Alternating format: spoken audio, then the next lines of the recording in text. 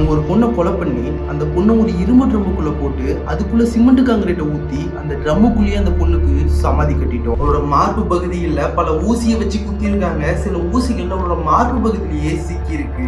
அந்த பொண்ணோட தனி உறுப்புல ஒரு கிரிக்கெட் பாலும் ஒரு பிளாஸ்டிக் பாட்டிலும் இருந்திருக்கு. கிட்டத்தட்ட 100 பேர் 44 நாள் ஜூங்கோவை சீரழிச்சிருக்கானுங்க. 1989 மார்ச் 29 ஜப்பான்ல டோக்கியோ போலீஸுக்கு ஒரு 19 வயசு பையனை காணோன்னு கேஸ் வருது. சந்தேகத்தின் அடிப்படையில ஒரு 4 ஸ்கூல் பசங்களை பிடிச்சி விசாரிக்கிறாங்க. ஆனா அந்த 4 ஸ்கூல் பசங்களும் ஒரு பொண்ணு கூட தவறான செயலை செஞ்சோம்னு ஒத்துக்கிறாங்க.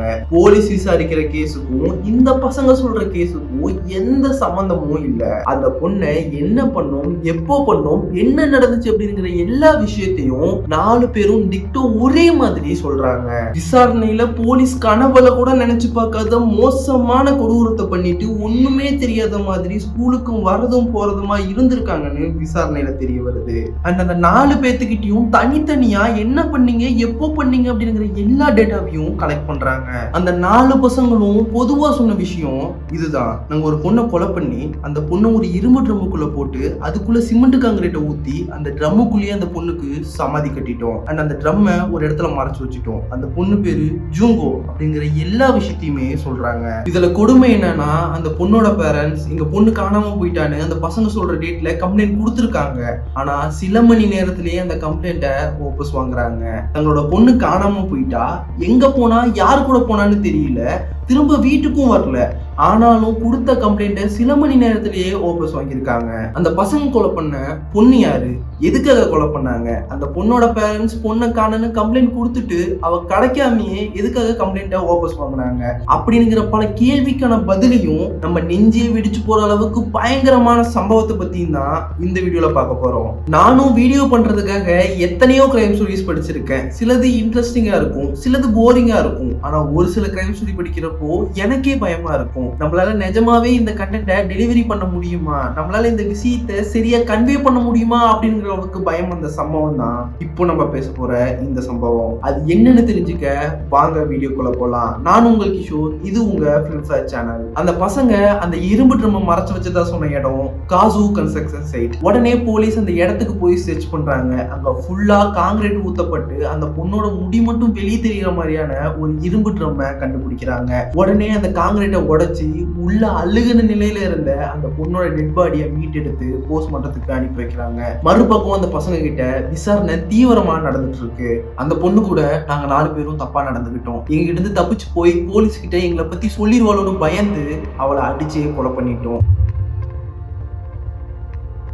அப்போ பக்கத்தால கன்ஸ்ட்ரக்ஷன் ஒர்க் போயிட்டு இருந்த ஒரு பில்டிங்ல இருந்து ஒரு இரும்பு ட்ரம்மை எடுத்துட்டு வந்து அதுக்குள்ள அவளோட பணத்தை போட்டு காங்கிரீட் கலவையை ஊத்தி அந்த இரும்பு ட்ரம்லயே அவளை அடக்கம் பண்ணிட்டோம். அதுக்கப்புறம் அந்த இரும்பு ட்ரம்மை ஒரு புதருக்குள்ள ஒட்டி விட்டுட்டு நாங்க வந்துட்டோம் அப்படின்னு சொல்றாங்க. ஆனா போலீஸுக்கு இவங்க சொல்றதுல நம்பிக்கை இல்லை. ஏன்னா நாங்க 4 பேரும் சேர்ந்து அந்த பொண்ணு கூட தப்பு பண்ணோம் அப்படிங்கிற வரைக்குமே 4 பேரும் டிக்டோ ஒரே மாதிரி ஆன்சரை தான் சொல்லியிருக்காங்க. ஆனா அந்த பொண்ணை கொலை பண்ணது, இரும்பு ட்ரம்முக்குள்ள போட்டது, காங்கிரீட் ஊத்துனது, இந்த விஷயங்கள்ல ஒவ்வொருத்தரும் ஒவ்வொரு மாதிரியான ஆன்சரை கொடுத்துருக்காங்க. இதனால போலீஸ் தீவிரமா விசாரிக்க ஆரம்பிச்சாங்க. அண்ட் ஃபைனலா போலீஸ் எதிர்பார்த்துட்டு இருந்த அட்டாப்சி ரிப்போர்ட்டும் வருது. ஆனா அந்த ரிப்போர்ட்டை படிச்ச போலீஸ் கண் கலங்கி போறாரு. என்ன காரணம் அப்படின்னா, அந்த பொண்ணு அவரோட கடைசி நாட்கள்ல பயங்கரமா துன்புறுத்தப்பட்டிருக்கா. அவரோட மார்பு பகுதியில பல ஊசியை வச்சு குத்தி இருக்காங்க. சில ஊசிகள் அவரோட மார்பு பகுதியிலேயே சிக்கி இருக்கு. அவர் இறக்கிறதுக்கு முன்னாடியே அவரோட உடம்புல பல காயங்கள் ஏற்பட்டு சீல் பிடிச்சிருக்கு. அவரோட முட்டிகால்கள் 2ம் உடைக்கப்பட்டிருக்கு. அண்ட் அந்த பொண்ணோட தனி உறுப்புல ஒரு கிரிக்கெட் பாலும் ஒரு பிளாஸ்டிக் பாட்டிலும் இருந்திருக்கு. இது வரைக்கும் அமைதியா படிச்சுட்டு இருந்த போலீஸ் அடுத்த ஒரு லைனை படிச்சுட்டு கண் கலங்கி போறாரு. காரணம் என்னன்னா, அந்த பொண்ணு உயிரோட இருக்கப்பவே அவளோட 2 மார்பகத்தோட காம்பையும் கட் பண்ணி எடுத்திருக்காங்க. அந்த பொண்ணை இவ்வளவு கொடூரமா கொலை பண்ணிட்டு நாங்க 4 பேரும் சேர்ந்து அந்த பொண்ணு கூட தப்பு பண்ணிட்டோம், எங்க இருந்து தப்பிச்சு போக பார்த்தா பண்ணிட்டேன்னு ஈஸியா சொல்றானுங்க. இருந்தாலும் இந்த கேஸுக்கு பின்னாடி சில மர்மங்கள் இருக்கு. அதுலயும் குறிப்பா அந்த பொண்ணோட பேரண்ட்ஸ் எதுக்காக தங்களோட பொண்ணு காணாம போயிட்டான்னு கம்ப்ளைண்ட் கொடுத்துட்டு ஒரு சில மணி நேரத்திலேயே அந்த கேஸை வாபஸ் வாங்கணும். அப்படி வாபஸ் வாங்காம இருந்திருந்தாங்க அப்படின்னா போலீஸ் அவங்க பொண்ணை தேடி கண்டுபிடிச்சிருக்கும். கேஸை வாபஸ் வாங்கினதுனால அந்த கேஸ் மேல மேல எங்களால எந்த ஒரு நடவடிக்கையும் எடுக்க முடியலன்னு கேஸ வாங்கின போலீஸ் ஆபீசர் சொல்றாரு. உடனே அந்த பொண்ணோட பேரண்ட்ஸை கூப்பிட்டு விசாரிக்கிறாங்க. அப்போதான் அந்த 4 பசங்க பண்ண இன்னொரு கொடூரம் தெரிய வருது. இந்த 4 பசங்களும் அந்த பொண்ணு படிச்ச யாஷியோ மினாமி ஹைஸ்கூல்ல தான் படிச்சுட்டு வந்திருக்காங்க. இறந்து போன ஜூங்கோ அந்த ஸ்கூல்லயே ரொம்ப அழகான பொண்ணு. நிறைய பசங்க அந்த பொண்ணு கூட ஃப்ரெண்டாக ட்ரை பண்ணுவாங்க, பேச ட்ரை பண்ணுவாங்க, அண்ட் நல்லா படிக்கிற பொண்ணும் கூட. அதனாலேயே ஸ்டாஃப்ஸ் கூட ரொம்ப நெருக்கமா இந்த பொண்ணு இருந்திருக்காங்க. மறுபக்கம் இந்த 4 பசங்க ஸ்கூல்ல ரவுடி கேங் மாதிரி எந்த ஒரு ஸ்டாஃபுக்கு உடங்காம சுத்திட்டு தெரிஞ்சாங்க. நிறைய டைம் ஸ்கூல்ல இருந்து சஸ்பெண்ட் செய்யப்பட்டு சில சமயம் டீபர் செய்யற அளவுக்கு கூட பிரச்சனைகள் போயிருக்கு. ஆனா இந்த 4 பசங்களும் ஸ்கூல்ல மட்டும் இல்லாம ஸ்கூலுக்கு வெளியவும் நிறைய ரவுடியும் கூட தொடர்பு வச்சிருந்தாங்க. இதனால இவங்க மேல ஆக்ஷன் எடுக்கவோ இல்ல திட்டவோ கூட ஸ்டாஃப்ஸ் ரொம்பவே பயப்பட்டாங்க. அந்த 4 பசங்க 18 வயசான ஹிரோஷி மியானோ, 17 வயசான ஜோ ஆகுரோ, 16 வயசான சிஞ்சி மினாடோ, அப்புறமா 17 வயசான யாஷுஷி வாட்னாபி. இதுல 18 வயசான ஹிரோஷிக்கு ஜூங்கோ மேல லவ் வந்து ஒரு நாள் ப்ரொபோஸும் பண்ணிடுறான். ஆனா ஜூங்கோ அவனோட லவ் அக்செப்ட் பண்ணிக்காம ரிஜெக்ட் பண்ணிடுறா. ஜூங்கோ ஸ்கூல் மட்டும் படிக்காம பார்ட் டைம் ஜாபும் பார்த்துட்டு வந்தா. அப்படி 1988 நவம்பர் 25 அன்னைக்கு அவளோட வழக்கமான பார்ட் டைம் ஜாபை முடிச்சிட்டு வீட்டுக்கு சைக்கிள்ல திரும்பி வந்துட்டு இருந்தா. அப்போ அதே ரோட்ல வந்த ஹிரோஷியும் சிஞ்சியும் எதர்ச்சியா ஜூங்கோவை பாக்குறாங்க. தன்னோட லவ் அக்செப்ட் பண்ணிக்காம ரிஜெக்ட் பண்ண ஜூங்கோவை பழி வாங்கணும்னு பிளான் பண்றான் ஹிரோஷி.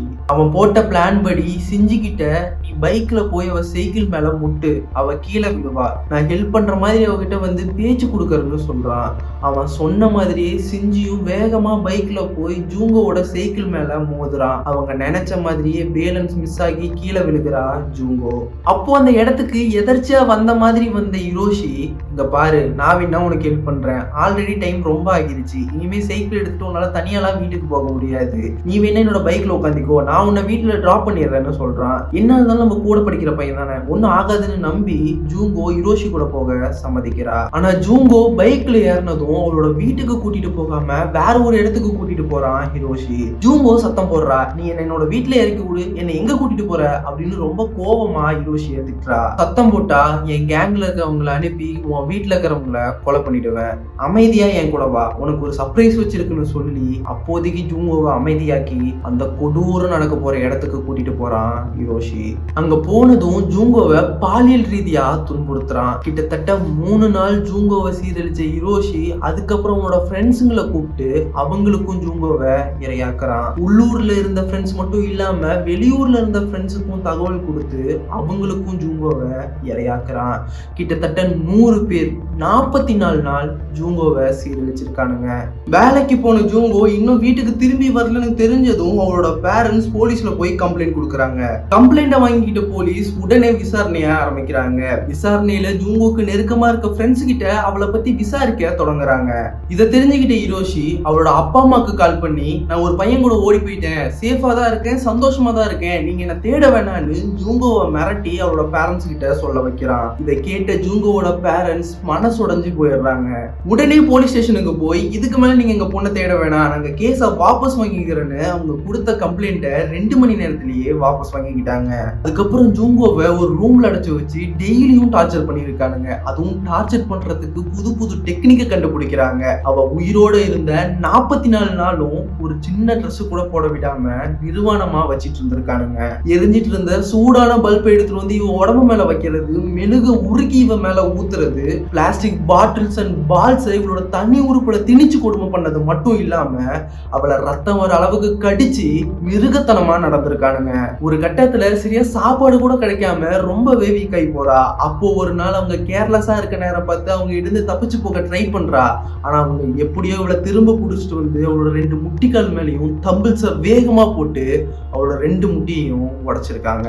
அதுக்கப்புறம் அவ பாத்ரூம் போக கூட ரொம்பவே கஷ்டப்பட்டு இருக்கா. தவழ்ந்தே பாத்ரூம் போறது, தவழ்ந்தே திரும்ப வர்றதுன்னு நரக வேதனைய அனுபவிச்சிருக்கா.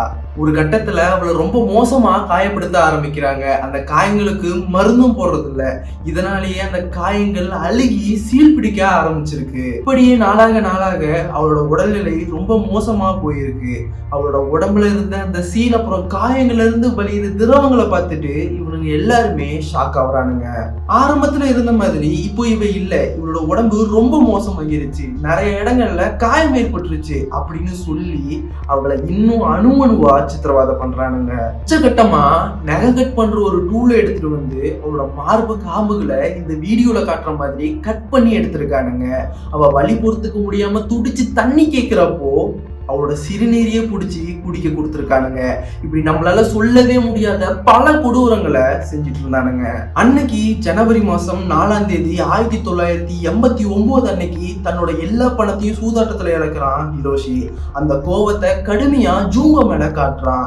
அன்னைக்கு நைட்டு 10 மணிக்கு போதையில வந்த அவன் ஜூங்கோவை கொடூரமா தாக்கி அவளை சாவடிக்கிறான். அந்த நேரத்துல ஜூங்கோ அளவோ கத்தவோ கிடையாது. இன்னை எப்போ சாவடிப்பீங்கன்னு வெயிட் பண்ணிட்டு இருந்த மாதிரி அவனுங்களை பார்த்து சிரிக்க ஆரம்பிச்சிருக்கா. ஏன்னா அவ ஆல்ரெடி சாவை விட கொடுமையான வழிகளை அனுபவிச்சுட்டா. இதை பார்த்து மிரண்டு போன அவனுங்க ஜூங்கோவை கொலை பண்ணிடுறானுங்க.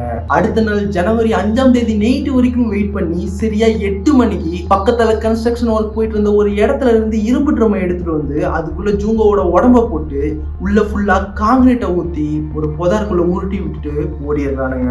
இந்த மோசமான சம்பவத்தை வாக்கு மூலமா கொடுத்ததுக்கு அப்புறம் ஹிரோஷிக்கு 20 வருஷம் சிறை தண்டனை கொடுத்தாங்க.